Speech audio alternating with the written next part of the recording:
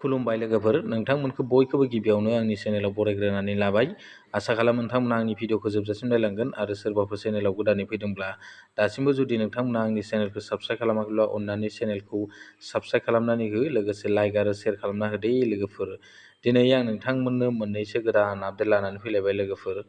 जाय बिथांमोना मैयानि अरुणदयनि 3.0 राङारि अनसुंथाइ मोनाखैमोन दै, बे 3.0आव 1100 राङारि अनसुंथाया माने एकाउन्टाव हाबाखैमोन दै। नोंथांमोना माने गोबाङानो कमेन्ट्स खालामनानै सोंहरदों आंनिया हाबाखै, सोरनियाबा आंनि आइनिया हाबाखै, बेफोरबायदि कमेन्ट्स खालामना सोंहरदों दै।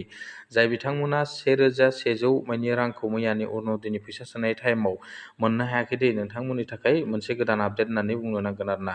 नोंथांमोननि फैसाखौ मैयासो सोजेनदों नालाय, गासिनिबो एकाउन्टाव फैसाया मैयानो हाबजोबगोन बे नङा दै लोगोफोर।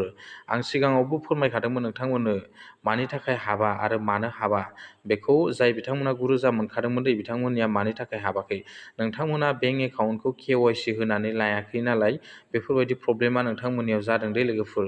नोंथांमोननि बेंक एकाउन्टखौ जुदि KYC होनानै लानायमोनब्ला नोंथांमोननाव मैया 1100 राङा हाबगौमोन। आरो बेजों लोगोसे सोरनियाबा DPDजों लिंक गैया जानानै थादों, माने अर्थात नोंथांमोननि सिगाङाव लिंक थानाय DPD लिंक थानाया नोंथांमोननिया बन्द जानानै थादों। बेनि थाखायबो नोंथांमोननि बे 1100 फैसाया माने हाबाखै आरोना लोगोफोर मैया। दा गोबाङानो कमेन्ट्स खालामनानै सोंहरदों, बेखौ आं दिनै नोंथांमोननो फोरमायहरखाबाय। आरो मैयासो सोजेनदों नालाय 1100 जि रां सोनाय अरुणदयनि, बियो माने गासिबो हाबजोबगोन बे नङा।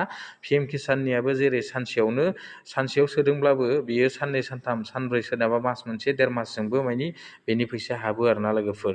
दा नोंथांमोननियाबो जे 1100 रांखौ जुदि मोनाखैब्ला नोंथांमोना दिनैथ' सानडे, दिनैथ' टटेलि बेंक बन्द जायो नालाय, नोंथांमोना दिनै अरुणदयनि फैसाखौ मोननो हानाय नङा दै। जाय बिथांमोना हाबाखै माने गाबोनसिम नोंथांमोना वेट खालामबानो जाबाय, गाबोनहालागै माने हाबहैनो हागौ आरो बे 1100 रां आरो लोगोफोर। आं बेखौ नोंथांमोननो फोरमायखाबाय।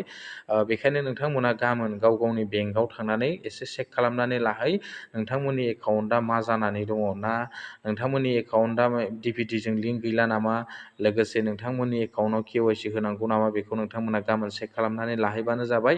अब्लानो नोंथांमोना जि अरुणदयनि 1100 रां बेखौ माने नोंथांमोना मोनफिननो हागोन आरोना लोगोफोर। जाय बिथांमोना 9,000 मोनखादोंमोन दै लोगोफोर। आरो जाय बिथांमोनहा 9,000बो मोनाखै आरो एप्लाइ खालामनाया रिजेक्ट जाजादों, बेखौथ' आं सिगांनिफ्रायनो फोरमायहरखाबाय दं। आरो जायफोर गोदान एप्लाइ खालामनो होननानै नेनानै दं दै महिला आइजोफ्रा, बिथांमोनखौथ' आं सिगाङावनो फोरमायबाय दंखायो। माने 3 आगस्टनिफ्रायसो नोंथांमोना बेखौ गोदानै एप्लाइ खालामनो हागोन आरो नोंथांमोना रिजेक्ट जाजानायफोरा बेवहाय सलिउसन खालामनो हागोन आरोना लोगोफोर। बेवहाय आसामनि चिफ मिनिस्टार बिथाङा फोसावनानै होखादों, बबेयाव थांनानै नोंथांमोना बेखौ सलिउसन खालामनानै लाहैनांगौ, बेखौ ब्लक अफिसाव होननानै, आरो DC अफिसाव बिथांमोना STC अफिसाव थांनानै नोंथांमोना बेखौ सलिउसन खालामनानै लाहैनो हागोन होननानै आसामनि चिफ मिनिस्टार बिथाङा फोसावनानै होखादों आरोना लोगोफोर। बेखौ आं दिनै नोंथांमोननो फोरमायहरखाबाय। आरो सानैसो बिनानाव फंबायमोना सोंहरदोंमोन, निजुत महिमा आरो बाबु आसनिनि फैसाखौ माब्ला मोनगोन। बे निजुत मयना आरो बाबु आसनिनि फैसाखौ नोंथांमोननो आं फोरमायहरनि।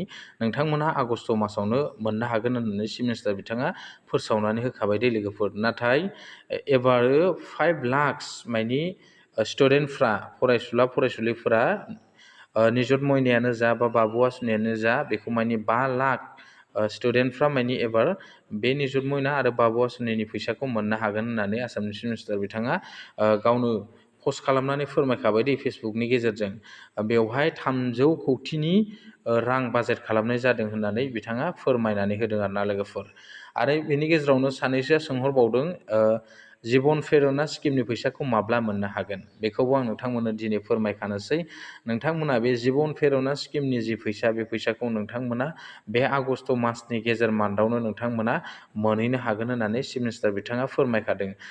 बेवहाय निजुत मयना, बाबु आसनि आरो जीवन प्रेरणाल' नङा, बेवहाय गोबां गुबुन गुबुन स्किमफोरनि फैसाखौबो नोंथांमोना आगस्ट मासनिफ्रायनो मोननो हागोन होननानै चिफ मिनिस्टार बिथाङा सिगाङावनो गावनो प्रेस कनफारेन्सनि गेजेरजों माने फोरमायनानै होखादों आरोना लोगोफोर। नोंथांमोना साननैसो नेथ'बानो जाबाय, बेनि उनाव नोंथांमोना बेफोर गासिबो फारि फारि माने मोनजोबलांगोन होननानै चिफ मिनिस्टार बिथाङा फोसावनानै होखादों दे लोगोफोर।